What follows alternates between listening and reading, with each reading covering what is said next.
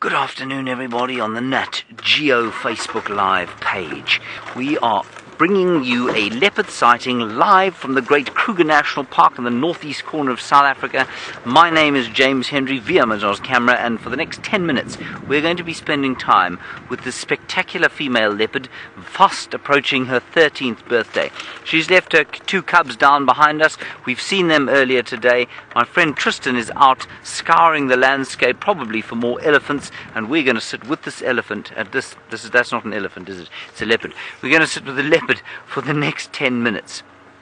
Please send us any questions you'd like to in the comments section of this broadcast, and we'll try and stay with her as she marches into what is a yet another gorgeous African Kruger sunset.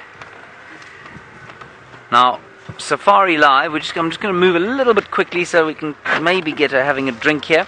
Safari Live, which is what you're watching now, does this every single day from 5:30 in the morning to 8:30 in the morning. That's Central African time.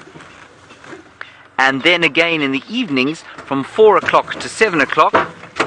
Again Central African time. There's a bit of a bush over which we are... Ooh, that doesn't sound good. There's a bit of a stump there. Doesn't seem to be any harm done. There we go.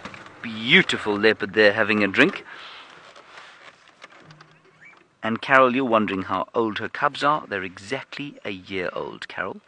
They turned 1 year old on the 2nd of February. So we've known them since they were tiny, tiny, tiny creatures. Also out today, I mentioned Tristan. Brent is out on foot, also looking for these little cubs, and he actually did spend quite a lot of time with her female cub on foot today.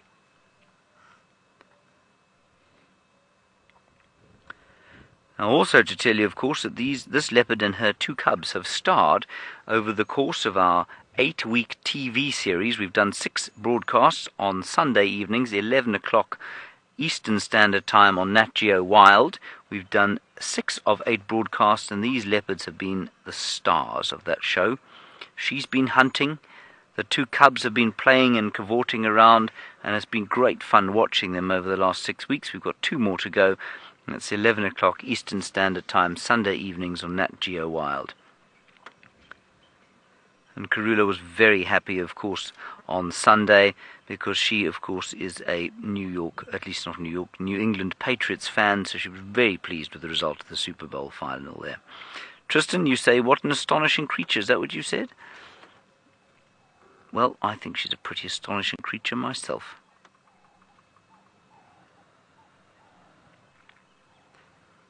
And she's an astonishing creature because she's raised 10 cubs now, almost to independence. So Shongile and Hosana, her two one-year-old cubs, are now almost independent. And for a leopard to have raised 10 cubs to independence is an astounding success rate. As far as we know, she's only ever lost 1 cub to predators. Now, leopards actually don't have to drink, but when they can find drink, then they will, they'd look like they're going to take in more than they could possibly carry. Michael, you say she's earthy. I'd love to know what you mean by that. I think I know. I agree that, you say she's thirsty, not earthy. She's thirsty.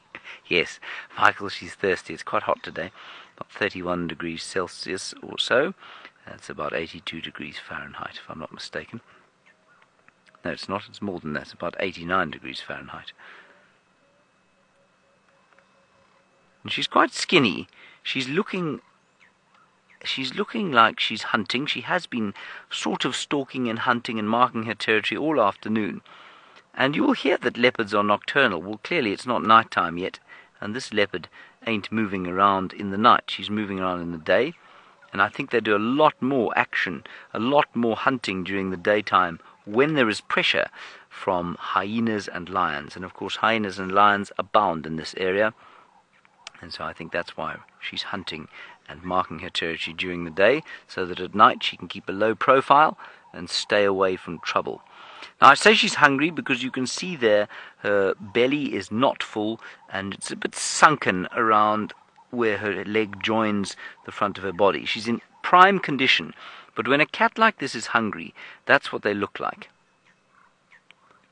They digest extremely fast, and they don't carry weight in the belly.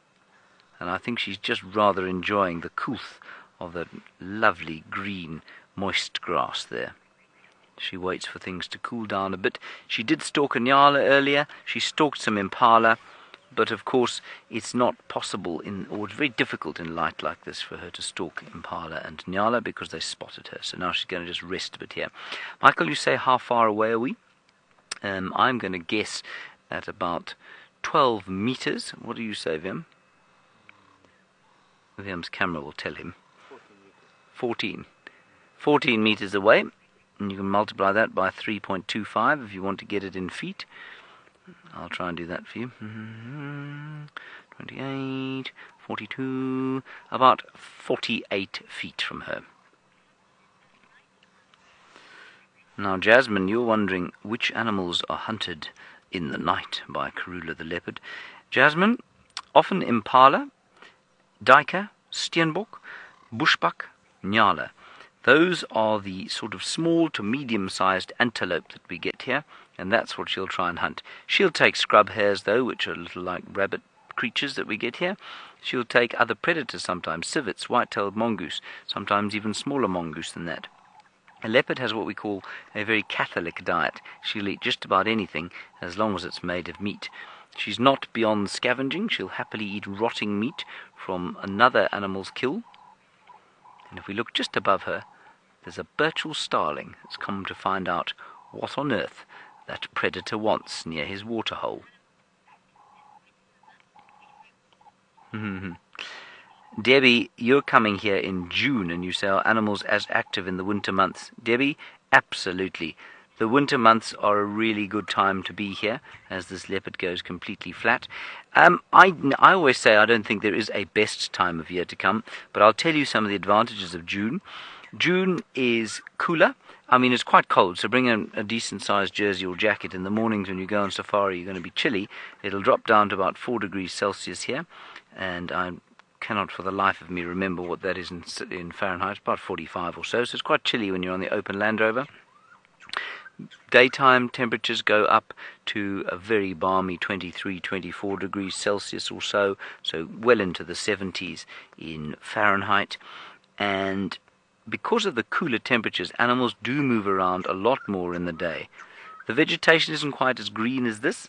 It's often a bit browner and golder, which if you're not used to it can look a bit harsh, but I think it's a particularly beautiful time of year. And it's actually what they say, South Africa's best kept secret. And it's the best kept secret because the temperatures tend not to be quite as hot as they are at this time of the year. Now, Kathy, you're wondering if leopards are actually hunted by hyena. Well, not actively, no. But all of the predators, if they find each other and they can pull one over, then they will do that. So we watched lions the other day, a really sort of harrowing sighting of lioness killing a wild dog. That was terrifying. It was really not nice to watch. But they don't do it for food. They do it because they don't like the presence of other predators. Other predators often threaten their youngsters. And so, yes, if a hyena could get hold of this leopardess, it probably would have a go at her, depending on how old it was. If it was a big female, she'd probably have a go at Karula. A young male, no, probably just avoid her. Because this leopard, although she will avoid conflict at just about every stage, what she will do is... Sorry, totally lost my train of thought.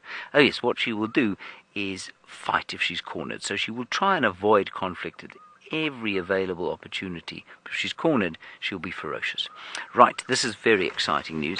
I think that you should probably join us at wildsafariLive.com or Google Safari Live, and you'll find the best stream that suits your needs best, possibly on YouTube. My friend Tristan is currently sitting with the cheetah. So go along to wildsafariLive.com, otherwise Google Safari Live, you'll find it on YouTube, you'll find another stream or two, and join us for our 2-hour safari live, 11 o'clock Sunday evening on Nat Geo Wild. We'll be live for 2 hours, hopefully with these beautiful creatures, and we will see you then.